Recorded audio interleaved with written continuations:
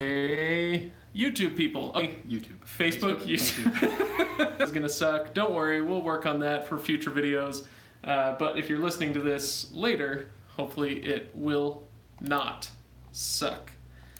Okay, so now we are recording. Frankly, I think we're ready to go. Sweet. Let's pull things up here. Okay, and 3, 2, 1.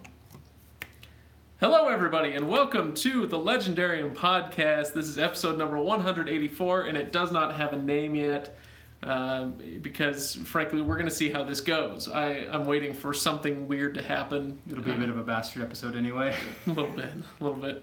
Anyway, I am Craig Hanks, your host, and over there, he's dumb, so I hate him. It's Ryan Bruckman. Wow, it's the most truthful insult you've given to me. Since you're the only other one here, I kind of feel like that's all I need to do. Yeah. I'm not going to make a big production out of the insults for one person. Okay, so let's talk about what we're doing today. Today is very different because, actually, maybe you talk about why. Why is today so different? Well, first off, it's just the two of us, so, I mean, that's the half brain between all of us here in the studio. Something like that. And we're doing a live question and answer, kind of an Ask Me Anything for fans out there in groups. We were talking about doing King Killer originally this week, but scheduling just got to be absolutely nightmarish. But the two of us decided, hey, let's get back to what we started the podcast with and let the audience, let our fans or prisoners or whatever have a chance to talk to us directly. So do a little bit of a live Q&A here. And we had a few people pre-submit questions that we'll try and answer. And if you've got some, you can come on Facebook and YouTube and ask us there. We're following along there as well. So yeah, what was I going to say? Oh, the questions that got submitted beforehand. Quite frankly, I was pretty impressed with a lot of them. Yeah. Both the weird ones and the real ones. Anyway, so thanks everybody who did that. Speaking of which, if you do not yet, or if you have not yet joined the conversation, go to thelegendarium.reddit.com. Subscribe on YouTube, like us on Facebook, follow us on Twitter and Instagram for some reason. All of these are legitimate ways to get in touch with us. And so pre-episode, if you know we have an episode coming up and you want to submit a question or a comment for that, you can do that. Or Reddit especially is where we have our own little subreddit and you can go and join the conversation after an episode. This is where there have been some very interesting ones lately, especially with everybody not understanding the definitions of older words, and that's fine. We'll get to that later. Anyway, so I do hope you join us there, thelegendarium.reddit.com. But the two most important things for me right now, patreon.com/legendarium is where you can support the show. And most of all right now, leave us a review. Please go to iTunes or wherever fine podcasts are sold and or listened to and leave a review. Leave a 5-star review if you like what we do. And if you don't, disregard what I have said and don't do anything about it. Anyway, so today, like you said, Ryan, this is a little bit of a weird one. It's a Q&A. It's like a live Q&A. So I'm going to give people a chance to trickle in and start with some of the pre-submitted questions. So here's the first one. This one was off of Facebook. Our old friend Craig Albuck. Sure. Albuck, something. Anyway, he says, and this is one that I'm starting off with partially because I'm waiting for people to trickle in, and so I want to get some of the softball. No, the hardball stuff out of the way because I don't want to say the wrong thing to too many people. He asks, I know that authors are not our Biths? Byths. Yes, pay your byths, people. No, he incorrectly uses a bad word. I know that they are not our byths, but do you guys get angry or are you patient with struggling successful authors like Martin, Rothfuss, Lynch, and others? This is a question. Part of the reason I'm bringing it up first is because of what I said. The nature of it lends to us saying stupid things, but also because we are going to be doing an entire episode on this. We have some plans for this question because it's a good question and it's a question that deserves a great answer.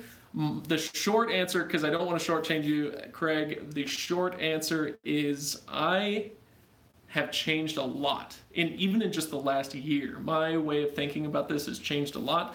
I feel much more patient and positively disposed toward authors who are in a difficult situation, like, for instance, the one we're reading right now is Patrick Rothfuss, so he's the obvious one to kind of take on at the moment. I am feeling a lot more patient. My reasons for why are going to have to wait. But what about you? Short answer?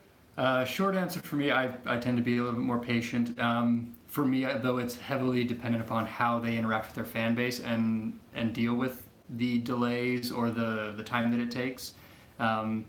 Because if you're a jerk about it, I will lose all patience with it. That's what it comes down to.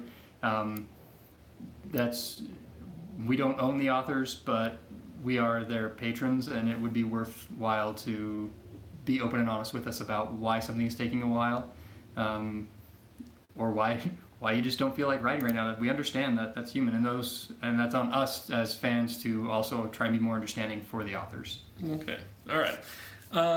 Short answers out of the way. Now, Dominic Plitzko is writing in from Germany. He's on the Facebook Live feed. Hello, Dominic. Hello, Dominic. Dominic asks, hey guys, greetings from Germany. What is your opinion on the Wheel of Time series currently in development at Amazon, especially with Amazon also doing the Lord of the Rings series? My opinion on it. I feel like I'm going to be going first a lot because I've kind of prepared some responses. Why don't you go first on this one and I'll follow up? He needs some time to breathe and let the veins seep back into his head a little bit. Actually, shockingly not. Okay. Go ahead. For the most part, so, I mean, it's not really surprising if you've listened to it all. Like, I'm willing to give it a chance. I'm willing to be open about it. I don't have the same degree of love for the Lord of the Rings and Wheel of Time, the Lord of the Rings that Craig does, and I'm probably a little more attached to Wheel of Time than I am Lord of the Rings. Okay, I see what you're saying. And I have a lot of hope that they can do good things with it. The fact is, though, I'm coming to realize, especially nowadays, that there's going to be a very vocal frustration with whatever they do with it. There's going to be a very vocally frustrated group that's going to get a lot of screen time about how this is ruining their series or whatever. It's going to happen. For me, I hope, I'm a little curious as to which direction they're going to take. Wheel of Time, I think is going to be pretty straightforward, but it's the Lord of the Rings one that I'm a little more like, what are you going to do with this? Because I've been reading up on things that are saying this is going to be like the Aragorn prequels type setup. Right. When we read the book together, I don't know if you read the appendices afterwards. No. There is a lot of information, or at least a good sketch of some information about Aragorn's teenage and younger adult years before he was 87. And there's a lot of adventure there. There's the time that he spent with the elves. There's the time he spent hunting Gollum. He visits Mirkwood and he fights with the Gondorian army and the Rohirrim and so there's a ton of stuff there sketched out. And so it is, even before, or I should say, before they announced the content and they just said, we sold this to Amazon, they're going to make a bunch of stuff. Instantly I said, I know exactly what they're going to do because, it is the obvious choice and it could be a good one. I just see how it goes. On top of that, and then with the Wheel of Time, I'm hoping that they have mapped out the entirety of what they're going to do, because if they go in and say, okay, this is how we're going to handle the first three stories and go on, like, how far can we stretch this out? I think we will end up getting some very stupid mid-season type material out of especially the later books.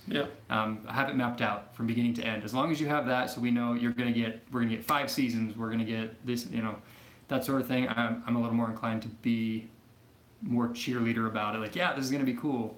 Otherwise, we could end up with Shannara.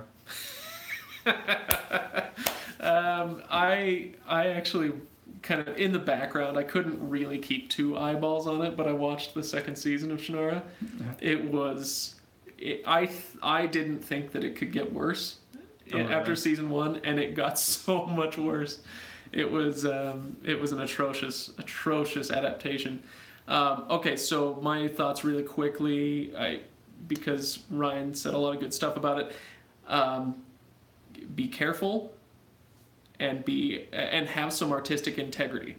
Those are my only two pieces of advice for anybody trying to take on something as beloved as The Wheel of Time or The Lord of the Rings. And the thing is, the great illustration of this is Peter Jackson. You think about the care that went into the Lord of the Rings series, and then the lack of care that went into the Hobbit series. And please don't misunderstand me. I'm not talking about all the crafts people, the model makers and the digital effects people. I'm not talking about them. I'm simply talking about the way that the story was told, and the care that went into telling that story left a lot to be desired.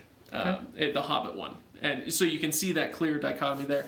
Anyway, so that's how I feel about this. Be the Lord of the Rings, don't be the Hobbit, and you should be fine either way. I'm kind of with you where when we have these adaptations like The Wheel of Time, if somebody says, well, we're going to have to cut this character just for the sake of time or complexity or whatever, okay, I'm fine with it.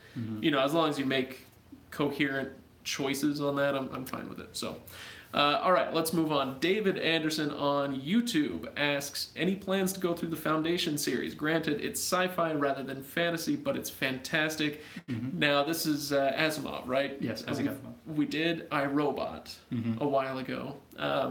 So, any plans right now? No, it's not in our plan, but we're always happy to jump into different things than are on our current schedule. Little one-offs or short stories like we did one of Tolkien's short stories. So, yeah, I could see this happening very easily in the future. The more interesting part of this question to me is when he says, granted it's sci-fi rather than fantasy. Well, as far as we're concerned here at the Legendarium, that is a distinction without a difference. Or maybe the other way around. My point just being, this is a fantasy podcast, and science fiction is simply a form of fantasy. And so it is something we are more than happy to take on. Yep. We tend to use fantasy as an overarching branch, the same way that bookstores do frequently. I mean, they'll label it sci-fi fantasy, but I actually read Foundation after we did our Heroes of Sci-Fi series. I enjoyed it a lot, and I went and I bought Foundation because I had heard so many great things, and I read through that one. And I think that eventually we will actually need to throw that one in. We've kind of done a little, not spin-off, but sub-episode series with Todd leading the way on science fiction, where it's more science fiction because that's an area that he's very passionate about. And that's coming back soon. Yeah, we've got a couple books we've been working on in the background to try and get a few more of those in there. And I would expect to see the Foundation as part of that, to see Foundation in that series. Yeah. Okay, let's go back. I want to go back to some of the prepared remarks, or not, the pre-episode questions, because we don't want to shortchange those people. Where was he? Asmodean _ There you are. All right. Our old friend AU asks, number 1, what is the strangest trivia fact that you know about the Wheel of Time? And 2, what's the strangest trivia fact you know in general? And so I had to think about this for a minute, and I'll give you a second. The strangest Wheel of Time one, the thing is, I've read through the series to completion just once. And the first time that I read through the first half of the series, it was a long, long time ago. But even after just that first time, a long, long time ago, the thing that I've been impressed with for myself is my ability to retain surnames. Okay. It's a weird thing. I don't know. Like, people kind of complain about, who can keep straight Elida Doavrina Royhan? Like, I can. And I don't know why, because in real life, I'm awful with names. But the Wheel of Time names really stuck. So take that for what it's worth. Do you have a Wheel of Time one? The strangest, I don't know about strangest trivia fact. The thing that actually I kind of grabbed that was out, it was part of the Wheel of Time, but not part of the book itself, was actually learning this last time about Robert Jordan's service, his time serving in the military in Vietnam. Yeah. Like, that to me, it put a new face on some of the things that were done in the books, and for me I was really glad I learned that. the other piece I would say was when I read Brandon Sanderson's response to why he had to split it into 3 books and realizing just how much, Oh man. how many, that the amount of written outline content was more than the entirety of the series was like mind-blowing to me. All right. Yeah, that's a good one.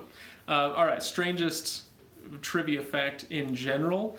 Mine. Okay, so here's the one I came up with. I can tell you in some detail, though I will not here for obvious reasons. I can tell you why Fox and Vixen start with different letters, and Okay. historically where that came from.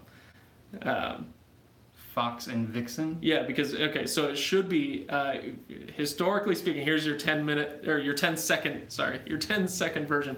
Historically, it should be either Fox and Vixen, which it was at one point, or Vox and Vixen. There was a Southern Middle English dialect that was Vox and Vixen, and as some of those people emigrated up to London, it mixed with the Fox and Vixen people, and so there's this weird like battle royale, and when the dust settled, we were left with Fox and Vixen, kind of one of those little weird tidbits from history. So unexplained maybe, but there are some theories out there. Along those lines, something strange that I just discovered, and I'm still trying to prove its veracity, I guess would be the way to put that. Nice. I'm using big words. Yes, very well done.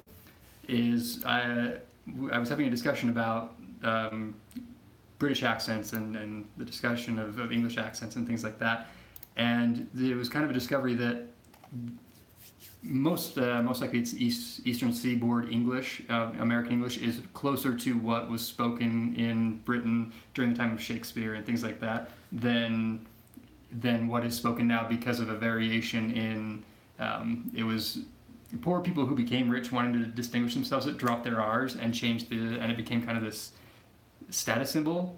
Oh man, And so are we there's a gonna get variation in that. Yeah, that's really interesting stuff. I don't know if we have a ton of time to get into it, but we are broadcasting from Utah, and if you, it is claimed by some that if you go to some of the rural parts of Utah and you hear the accent there, these are people that instead of saying you're ignorant, they'll just say you're ignorant. Mm-hmm. Or if you're passingly familiar with the Utah accent, you'll hear mountain and pillow instead of pillow, marshmallow, and all that. Milk causes my spine to Milk. shiver. Yeah, I'm gonna drink some milk. Anyway, there's some speculation that sort of language or that sort of accent is the closest, in part because so many people emigrated to Utah from England back in the day, in the 19th century. They beelined it there, and then they stayed, and it was so isolated for such a long time that That things would be weird. stuck. Did Anyway, you hear Hamlet done by people down in Hurricane or something? there's a town in Utah called Hurricane, but it's spelled hurricane. What's the one up here up north? Doesn't matter. I don't care. Okay, so let's move on. Okay, Yeti Beats, which I love. That's a username on Reddit. Yeti Beats. New listener here since February. Well, welcome. I stumbled in upon your Stormlight stuff.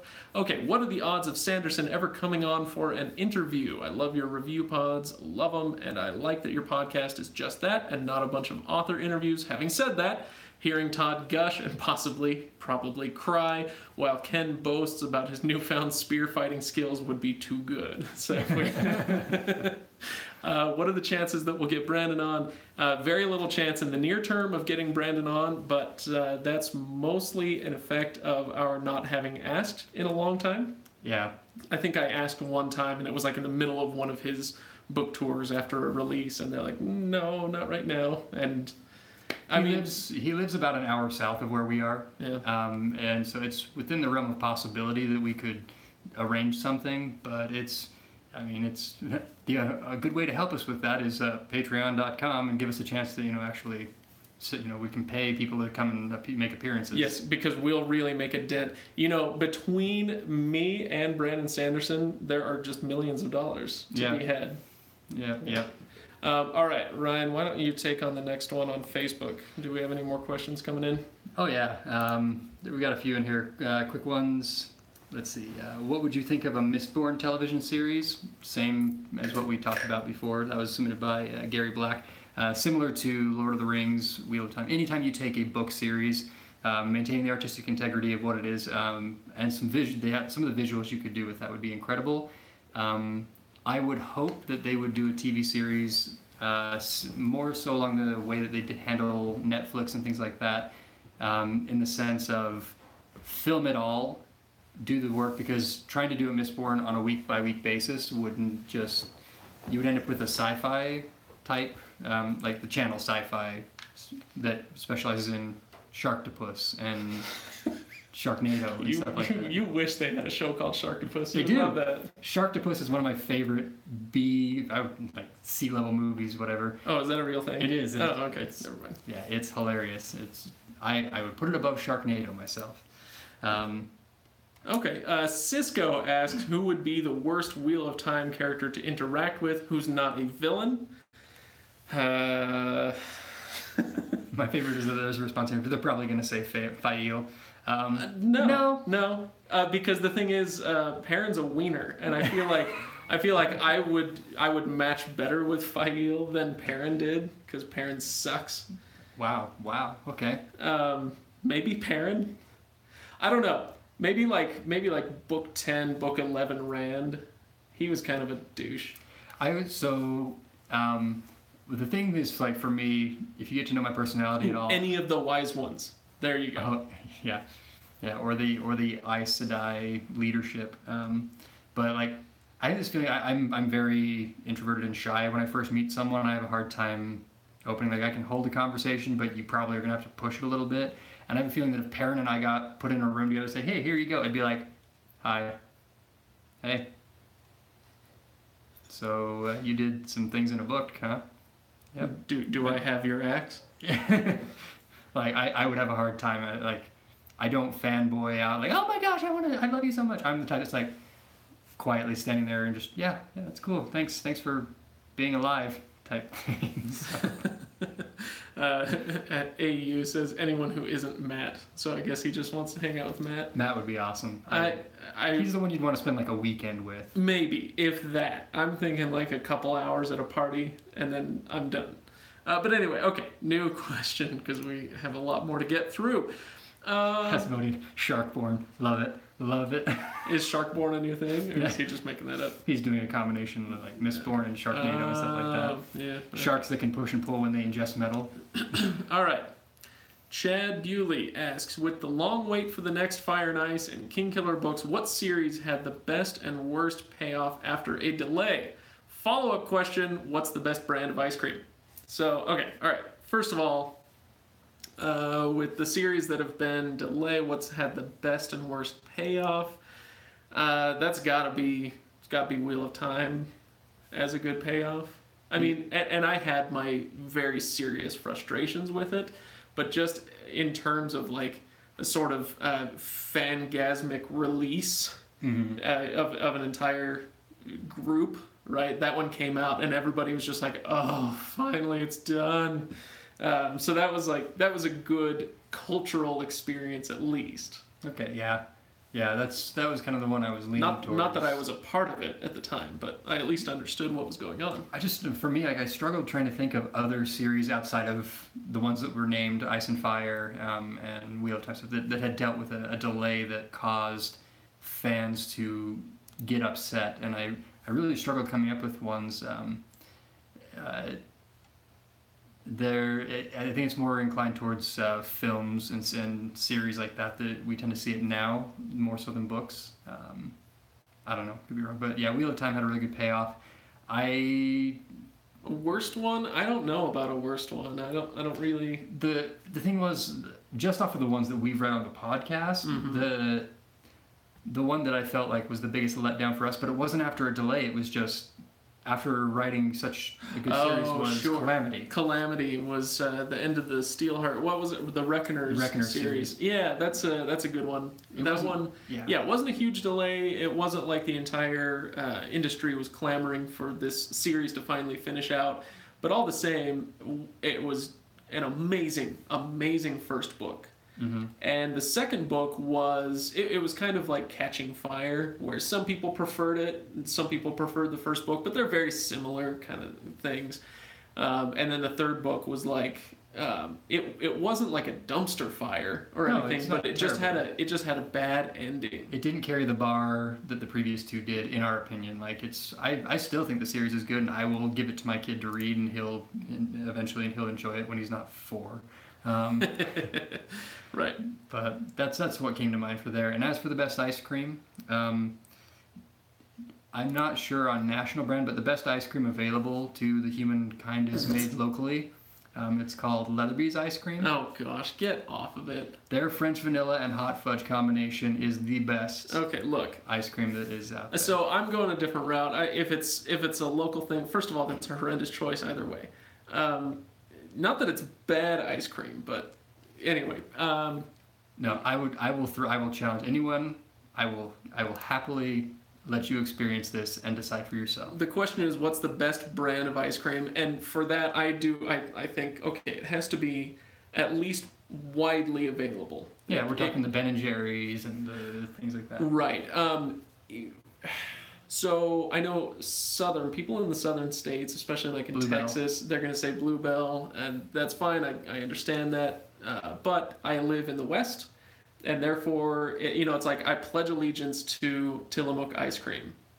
Now, here's what I mean. It's good ice cream. It's not the best thing out there or anything, but it's the best widely available for a reasonable price. So it's the best brand ice cream out there. I enjoyed Tillamook's French vanilla. I had it for the first time a little while ago because I honestly hadn't even discovered that they were making ice cream until They were cheese a people year to you, ago. right? Yeah, they didn't really offer it in the stores around here. So Tillamook was good. I will say Ben and Jerry's Americone Dream is probably my favorite, like store-bought generic national brand option there. Finish. No, that's okay. Okay, I'm just loving how I'm watching the watchers drop off as we talk about national ice cream brands. Mm-hmm. It's a lot of fun. Okay, so I love this question. Does anyone on the podcast have dogs? Yes, I do. I have one. Oh, you do? Yeah. Who asked that? Stephanie Michaels. Hi, Stephanie Michaels. I have a little dog. He weighs like 11 pounds. He is a yippy little monster. I'm a cat person. I have a cat. I love cats. I've grown up with cats. I like dogs, but I haven't ever really wanted to own one. But in the last 3 years or so, I've gained another 15 pounds. Mm-hmm. And so I'm seeing the possible value in getting a dog as a running partner.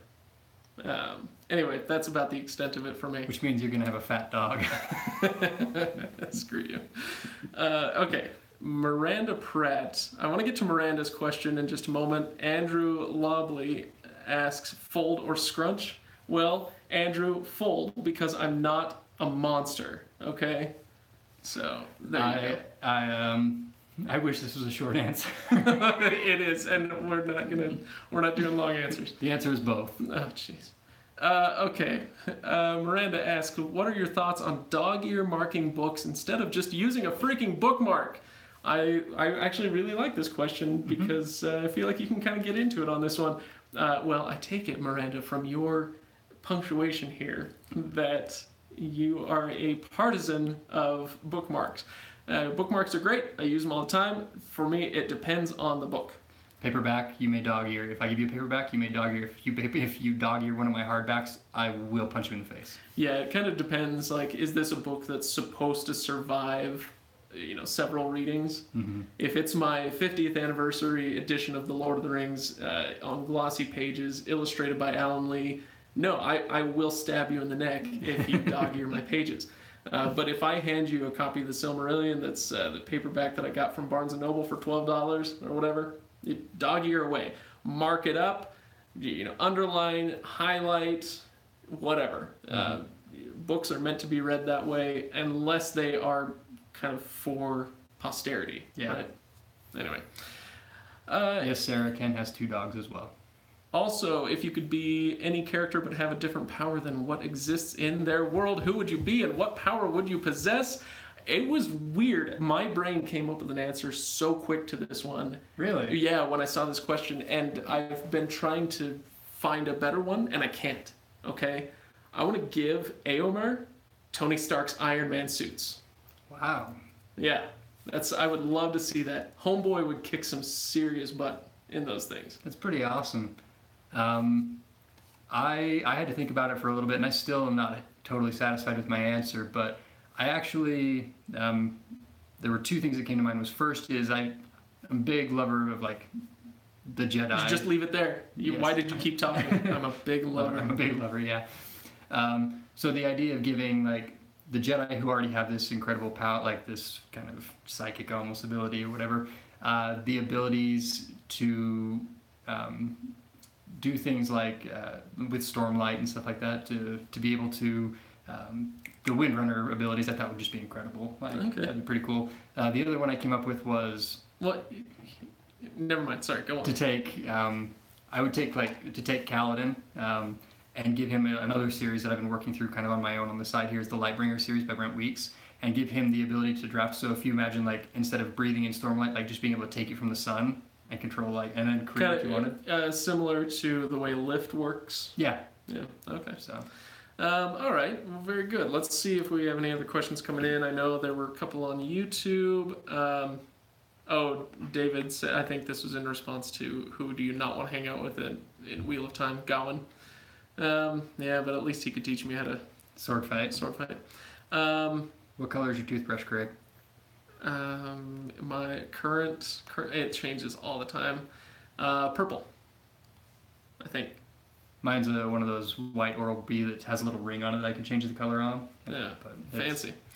Okay, Zeth with Swordnimi, which is, spoiler alert if you haven't read Oathbringer, Words of Radiance. It's the end of Words of Radiance that he gets Warbreaker, like all that stuff, Sanderson, Cosmere stuff, whatever. Skip ahead a little bit. Skip ahead, yeah, that's it. Zeth with Swordnimi or Kaladin, who would win? Obviously Zeth would. Just those two on their own, it's a good, fair fight, but then you put, what's the name of the sword? Nightblood. Nightblood. You put Nightblood into the mix and it's all over. That was a quick answer. Yeah, Kaladin would need something to counteract the drain that Nightblood puts on things outside. Okay, we're out of spoiler territory. AU asked us to let him know when we're out of spoiler territory, so there you go.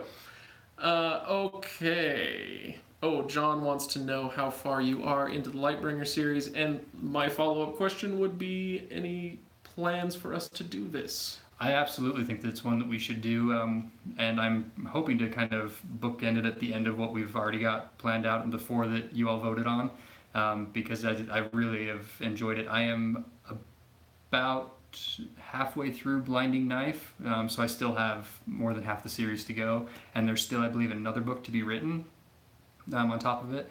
But I have really loved the Lightbringer series so far, and that first book, it twisted me all around. I didn't know what I was thinking till the end of that book, and I still sometimes, but I'm not sure. Like, okay, who's my good guy? Who's my bad guy? Who's my good guy? So.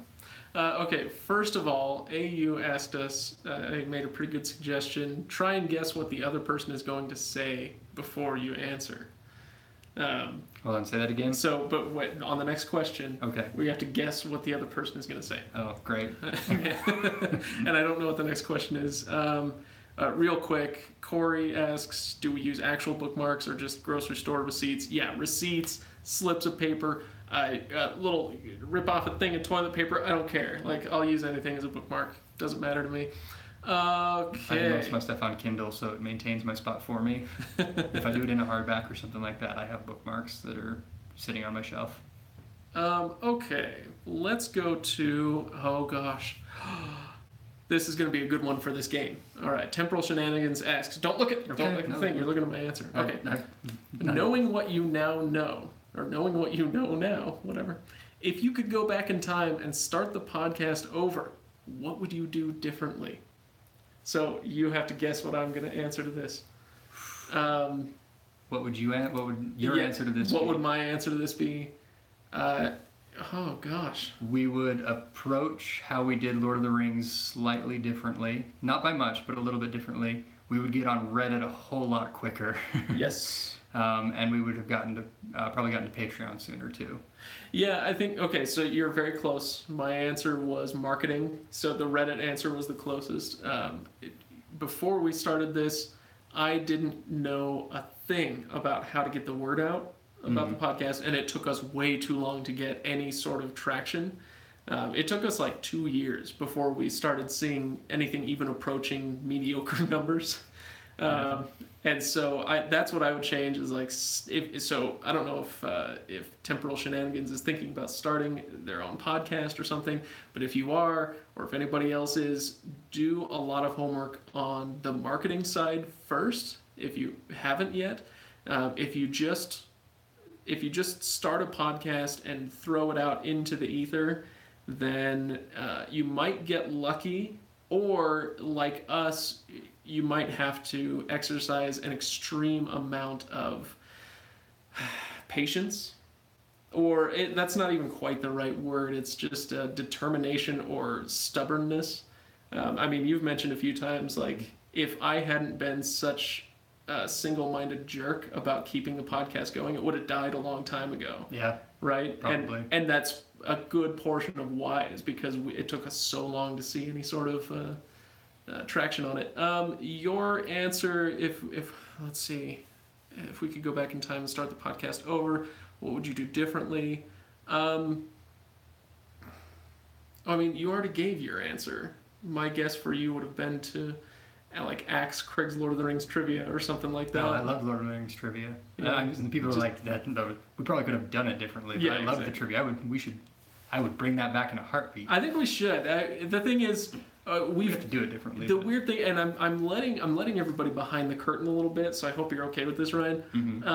We've got our formula for an episode so down that the preparation for it is at this point pretty minimal, comparatively speaking, compared to reading the book. Right, obviously reading the book and preparing a few points to talk about or whatever. But compared to what we used to do, boy, it was really involved, especially those Lord of the Rings episodes, the early Mistborn episodes. It was really involved with how much outside information we were bringing in, the secondary sources and all this stuff, to where today it's much more just like about the book, end of story. And it's both good and bad, I think, that we've gotten this way. But there is a part of me that says, yeah, we need to bring back little segments like Craig's Lord of the Rings trivia or whatever the series is. Get to know the author a little bit more. Something like that. Yeah. So hopefully we do change that. The second question is, if you were to create another podcast, what would it be about? For you, it would either be about Major League Soccer or theater. Yes, I actually had if you want to go look up, there's like a 5-episode run of a podcast that I started around the same time that we did this one, just because I had the gear and I was trying to learn how to use everything, called the Stage Door Podcast. And I think there was like 5 episodes that went where I just interviewed local performers that I'd worked with about doing theater and how they got started and what sort of things. It is not the greatest work I've ever done, but I actually am still pretty proud of the idea, and I'd love to revive it.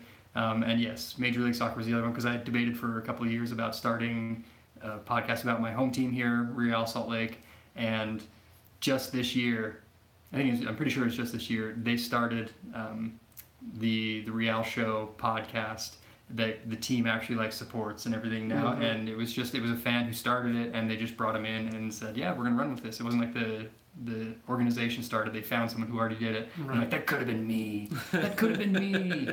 Okay, so what would I start? What's my podcast? Let's see, outside of love of Finnish folk music. There is that. I really could. I hadn't thought of that. That's a good one. Or just I could do something on Scandinavian music in general. Yeah, that would be really interesting. My inclination at the core would be it would be something related to music, You could do baseball, I would say you probably do baseball as a whole, but with more focus on On the Mariners. Yeah, but that's done to death. Yeah. So mine would probably be a tips and advice on short form writing. Okay. Because I've been doing a lot of copywriting, marketing writing for years now, and I've only. It's funny, everybody has that kind of imposter syndrome, that thing that kind of tells you, oh, I don't really belong here. I don't really know what I'm doing. Look at that person over there; they're so talented, et cetera, et cetera. It literally only recently, in the last couple of months, maybe, have I started to realize I'm pretty good at what I do. Yeah. So watch out, bosses, in negotiations, I guess, because I've started to realize my worth. Anyway, so that might be something I would go on and do, but part of the reason would be because in doing a podcast like that, it would force me to do even more research and even more practice and, be more cognizant of what I'm about. So maybe that, I don't know, sounds pretty boring to our audience, and it should. Actually, if I could do outside of topical podcast stuff like that, I would do a written or maybe an improvised things like Hello from the Magic Tavern is another podcast that I love to listen to. It's all improvised, but it's based on this just fantasy story they've come up with. They came up with a premise and they've just improvised as they've gone along. I think it would be a lot of fun to do a fiction piece like that, where you get a group of people in there and just make stuff up as you go. That has a very storyline might be a heavy term to use for what's done there, but something like that. All right. Okay, so Fingolfin154 asks, what is the worst and least enjoyable fantasy book you have read? And then they go on to say, for me, it would have to be the Chronicles of Thomas Covenant series. I assume that means least enjoyable because some other people chimed in and said, yeah, that sucks. I don't know. I haven't read it. But for you, and we're not doing the game anymore, so just tell me yours. Most and least enjoyable fantasy books. Now, I'll do mine first and give you a chance to think about it. The thing about this question is I'm really homing in on the word enjoyable, because that's very different, I think, from like what's the best or what's your favorite or something like that. But the most enjoyable and least enjoyable, I would say maybe the most enjoyable would be the Prydain series, the Book of Three. Chronicles of Prydain, yeah, the Book of Three, Black Cauldron, etc. Just in terms of sheer joy that I received from those, especially as a kid, but even, I've read them more recently, and they really hold up in a lot of ways. And so as far as pure enjoyment, that might be it. As far as the least enjoyment, A Wizard of Earthsea. And it's Ursula K. Le Guin. Okay. Now, this is going to be a controversial choice, and I want to explain myself just a little bit. And the reason I picked this one is it could just be that I read it at the wrong time. But I think I've mentioned this even on the podcast in a previous episode, where A Wizard of Earthsea is in some ways a direct response to Tolkien and the Lord of the Rings, and the what she saw as like kind of outdated tropes and white savior narratives and all this stuff. And so she wrote this book as a response to that. I didn't know any of that. I had heard her name, I had heard of this book, and so I picked it up and read it. And it was because it was a response to all those things. It was so different from what I had gotten used to with Tolkien, with Terry Brooks, with kind of all the standard authors, that it really turned me off. And so I know I need to go back and try it again. I understand that, but at the time, that was a very unenjoyable experience for me. Runner-up might be Stardust. Just a garbage book. Okay. And once again, I know I need to revisit Neil Gaiman. I understand he's a very good and well-respected author. I just hated that book. So anyway, you go. He's got so I would say, in a similar vein, the Belgariad is one that we've done that I actually, part of the reason we brought that one on is because I enjoyed it so much and it had such an influence on me growing up. So the Belgariad fits there. Obviously, I love all of the Sanderson works a lot. The least enjoyable one is the one that's hardest for me to pinpoint, because if I really get to a point where I'm just not enjoying it, I just stop. and I don't finish. I have a hard time doing that. I have done it, but I have a hard time not finishing. Like I have a series. I cannot tell you anything about the series because I haven't made it very far into it. It might be amazing, but I haven't been able to get past it a little bit. And it's the Engineer series, or the it's a trilogy. It tells you how much I love or dealing with right now. But I tried to get into the first little bit of it, and it's all about revenge and everything. I lost interest very quickly and just said, you know what, maybe I'll try again later. Maybe it's not the right time for me on that one. But that's really it. There's not many fantasy series that I can't find some level of enjoyment in. There's actually here's one that's kind of off a little bit different. The Redwall series. Oh. I love the Redwall series. Oh, I thought you were going to say least enjoyable. No, actually, there are some in there that are not very good, but I love the Redwall series. It's a great kids one. I can't wait. In a little while, I'm going to start trying to do chapter books with my son, and that's probably the first one I'm going to do. Oh yeah, that's a good choice. It's a pretty long book for a 5-year-old, but yeah. But anyway, okay, that's a good one. Okay, what else we got?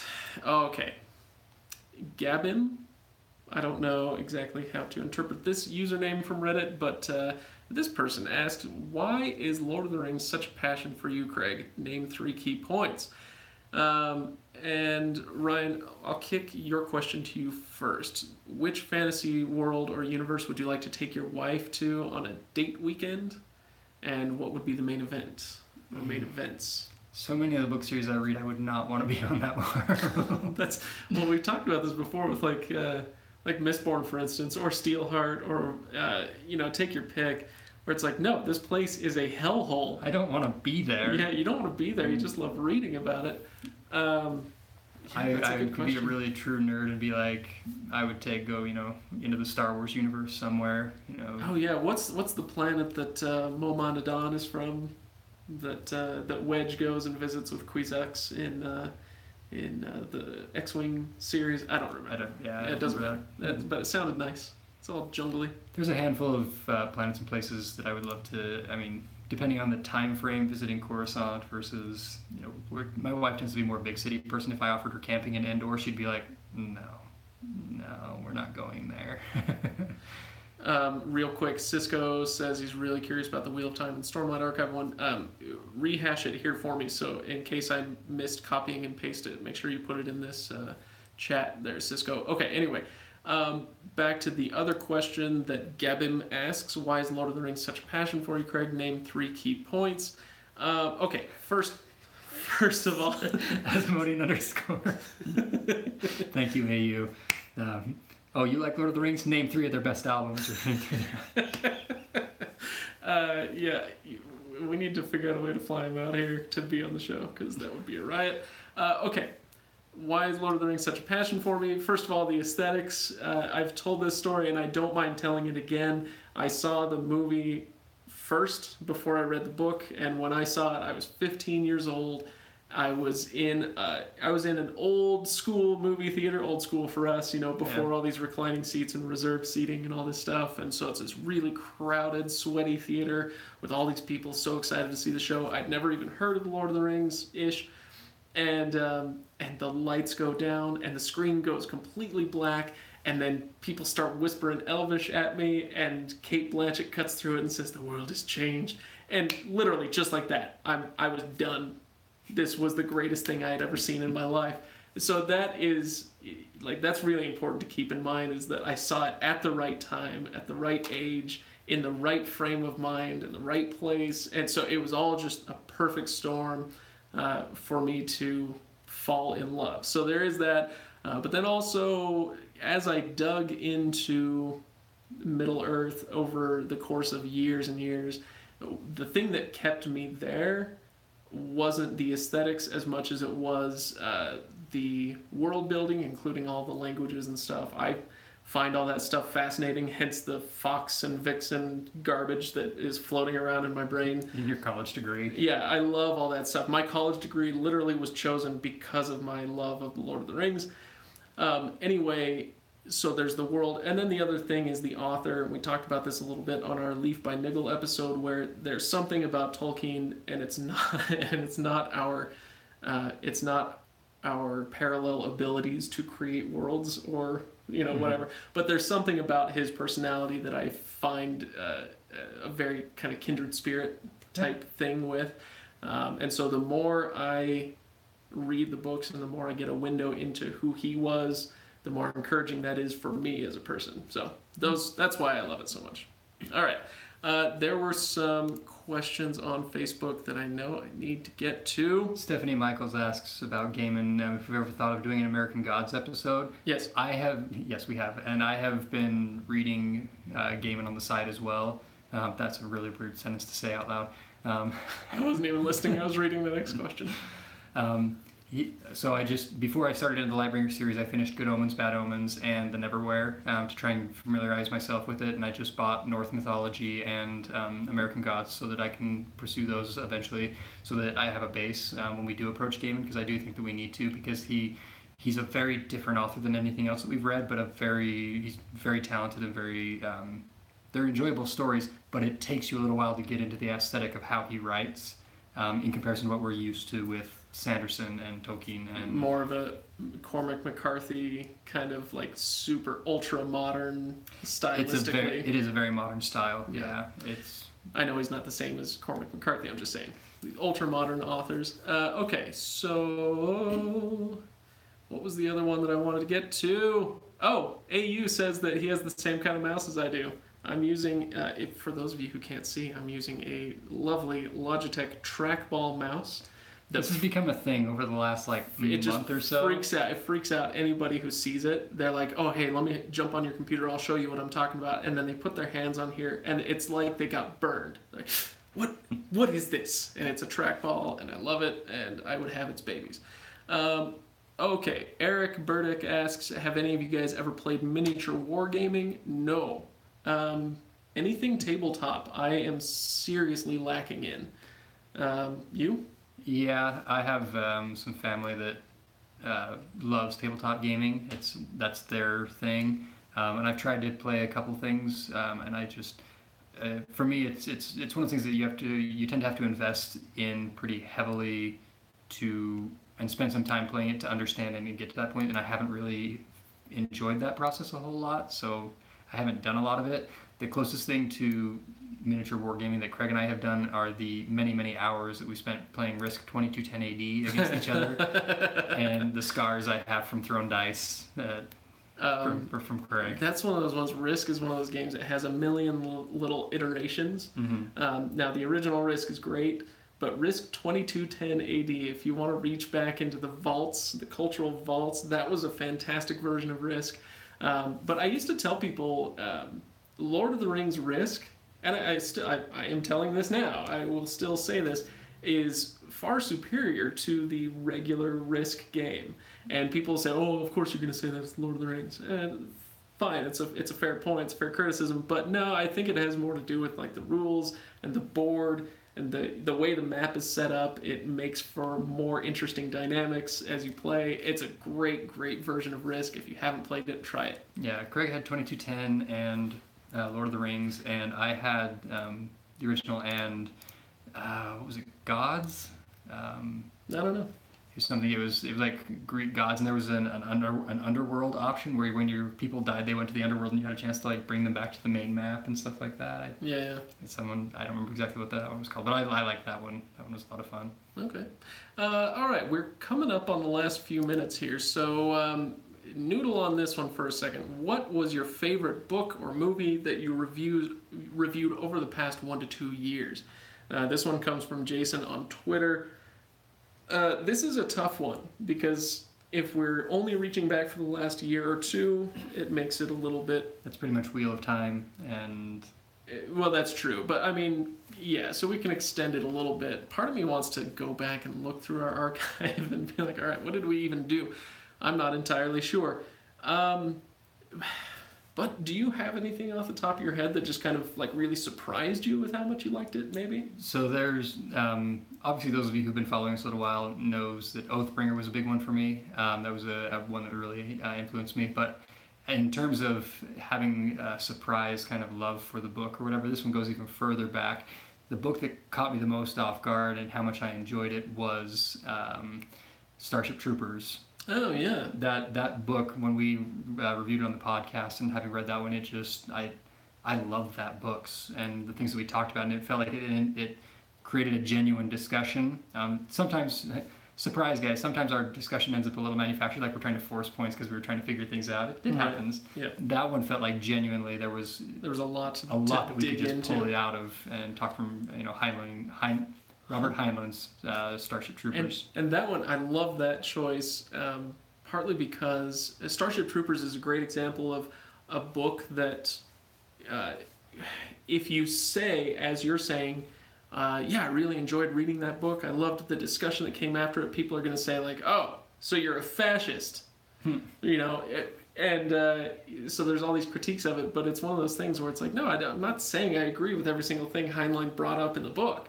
It was just a really interesting book, and there's a lot to talk about. It made me think. It made me stop and go, hey, there's some discussion points in there that I thought were really incredible. How dare he make you think? As far as my favorites, as the years have worn on, I have appreciated more and more and more Interstellar, the movie that I did. I did a little 3-minute movie review of that one, and I would love to do a full episode review of it. Now, and this is, again, it's one of those things where it's like, do I love every single thing about the movie? No, not necessarily. I think there were some choices that could have or maybe should have been made differently. But I've appreciated that movie a lot more as the years have gone on, if for no other reason than with all the Marvel and Star Wars stuff, which I'm enjoying. You know, I'm a nerd just like everybody. And I love going to see these movies. But there is, as a consequence of these things kind of choking out the market, there is a dearth of good original one-off stories. And I feel like this was kind of one of the last big blockbuster sci-fi movies that we've seen in the last little while, and so I appreciate that aspect of it. Anyway, similarly, we brushed over this one in a previous episode this year, but Annihilation, the movie that came out in like January or February of this year, was a shockingly good movie, and one that is very much worthy of discussion. And so I want to do an episode on that as well. Maybe that plus Ex Machina from the same director. Kyle and I have been talking about doing an episode like that. So those might be my choices. Yeah, I will tell you also that I don't hate reviewing movies, but I hate what reviewing movies has done to me. Like, sometimes it gets harder to enjoy this. To turn it off. Yeah, to go into a movie and just be like, I just want to enjoy the experience, which is why I wrote my solo criticism the way I did, because I'm like, I just wanted to... I'm just going to be a fan. I'm just going to be a fan for this one, let that be. And I actually wish, I do think that we should do occasionally some of the less... We do the Marvel movies, and we do those because it's something that people are talking about, and we want to give our 2 cents on it. People want to hear what we think about it, and for some reason, some people trust our opinion. Suckers. But on a handful of movies, I think one of the best movies that I have seen in a long time was A Quiet Place. Oh, yeah, that's a great one. We didn't really do anything much on that, I don't think. But we talked about it a little. But I think that's, because it's not a blockbuster film it ended up doing better than it was anticipated to do because it was so well done. That movie made a 900% profit. Wow. Yeah. Take that to the bank, literally. Cisco says, no, I'm assuming in Darth Vader voice, probably about my opinions on Interstellar. I don't know. That's a weird one. He wanted us to answer his...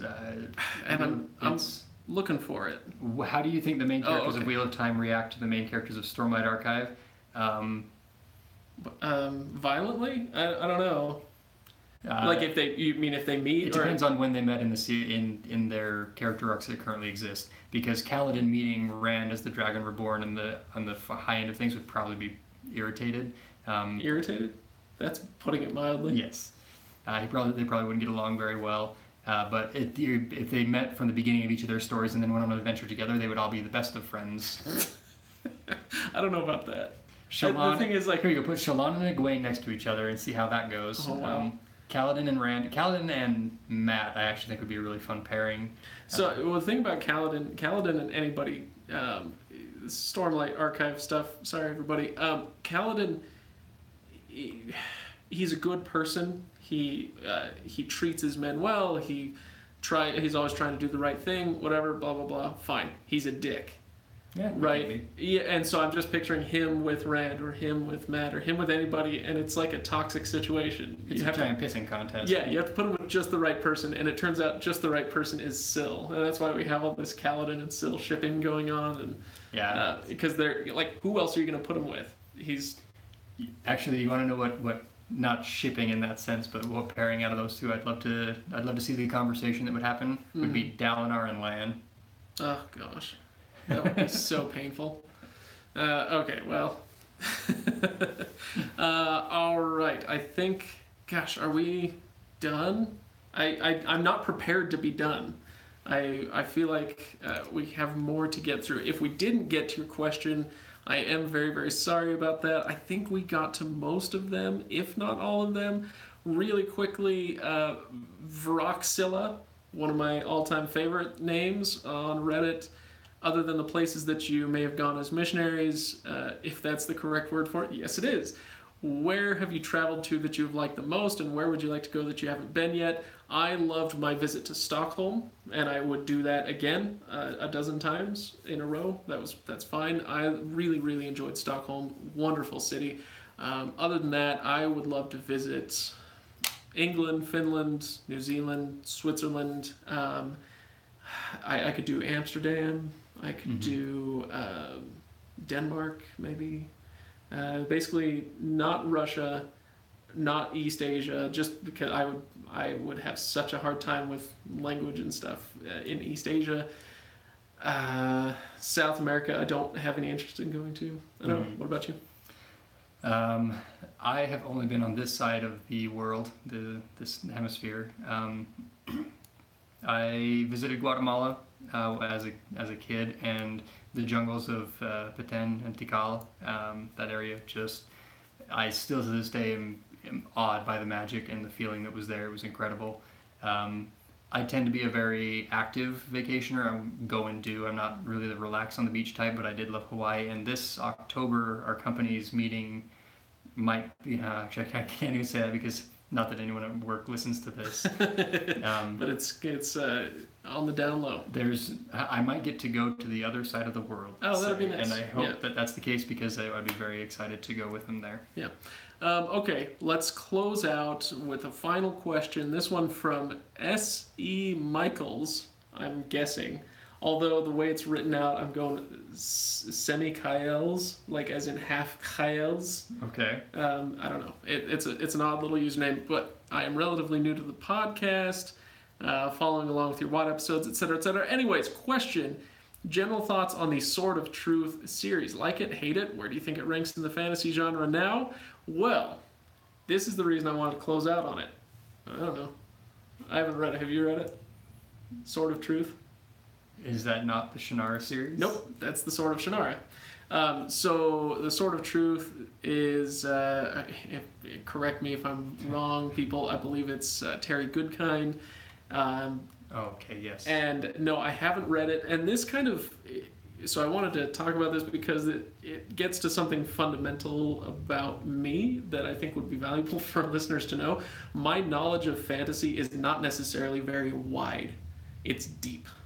Right, and so when it comes to things like the Shannara series or the Lord of the Rings or Sanderson or whatever, I tend to learn a lot about a few subjects rather than a little about a ton of subjects. Yeah. And so every time we get to a new series on the podcast, I revel in having another well to dig, if that makes sense, right? Yeah. So. I don't know that we'll get to this one. Terry Goodkind, were you aware of the Terry Goodkind cover controversy a few months ago? Actually, yes, I did follow that.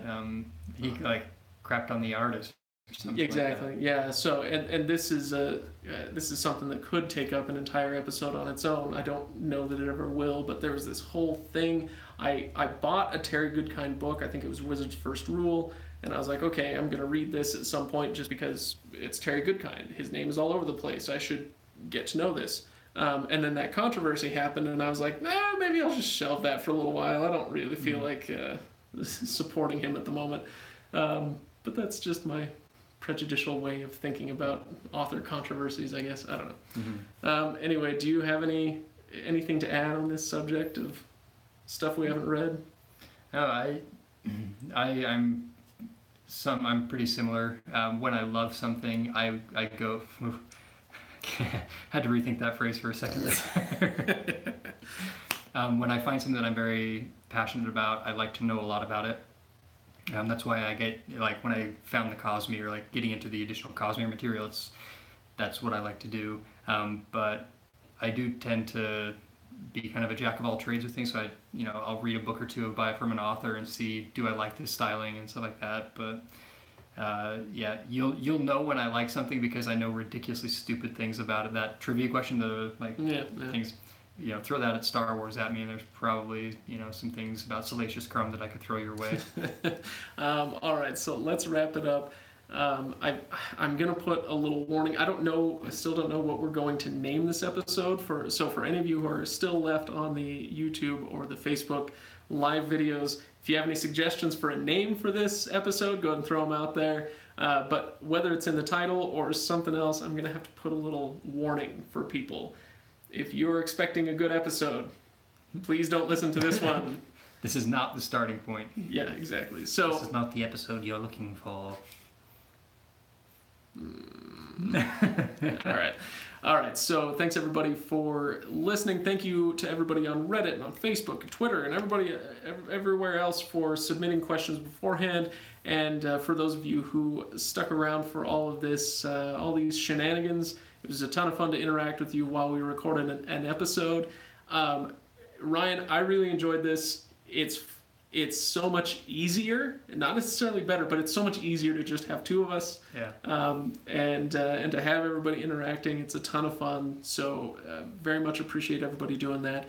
If you have not yet, please go and subscribe to the Legendarium podcast on iTunes and on YouTube. And this video will be on YouTube. I've been checking the live feed. The video is just terrible.